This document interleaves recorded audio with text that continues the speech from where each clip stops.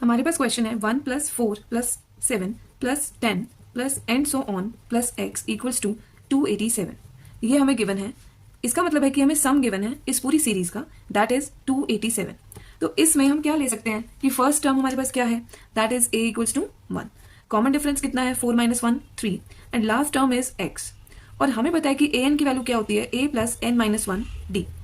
हमें ये फॉर्मूला लगाना ही क्यों है, क्योंकि n हमें नहीं पता, तो वो हमें फाइंड करना पड़ेगा, क्योंकि हम सम का फॉर्मूला डायरेक्ट नहीं लगा सकते because we don't have the value of n।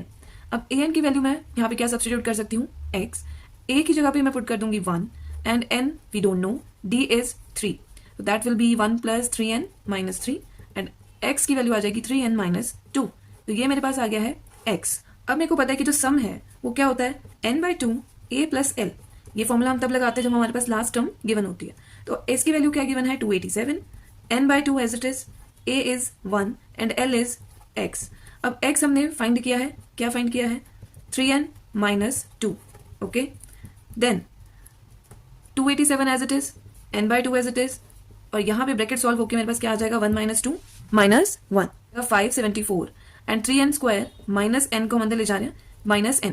तो हमारे पास जो इक्वेशन बन गई है quadratic, that is 3n² -n - 574 = 0। और अगर हमारे पास कोई भी क्वाड्रेटिक इक्वेशन होती है उसके लिए हमारे पास जो quadratic formula, that is -b + -√b² - 4ac upon 2a। यहाँ पे जो x है वो n हो जाएगा क्योंकि ये क्वाड्रेटिक इक्वेशन इन n है। और what is a, that is x² का कोफिशिएंट, यहाँ पे n² का कोफिशिएंट है 3, b इज x का कोफिशिएंट, यहाँ पे है -1 जो कि n है, n का कोफिशिएंट है, और c is constant term, that is -574। अब हम n की वैल्यू क्या फाइंड कर सकते हैं, -b की value substitute plus -√b², that is 1 -4ac upon 2 × a, that is 3।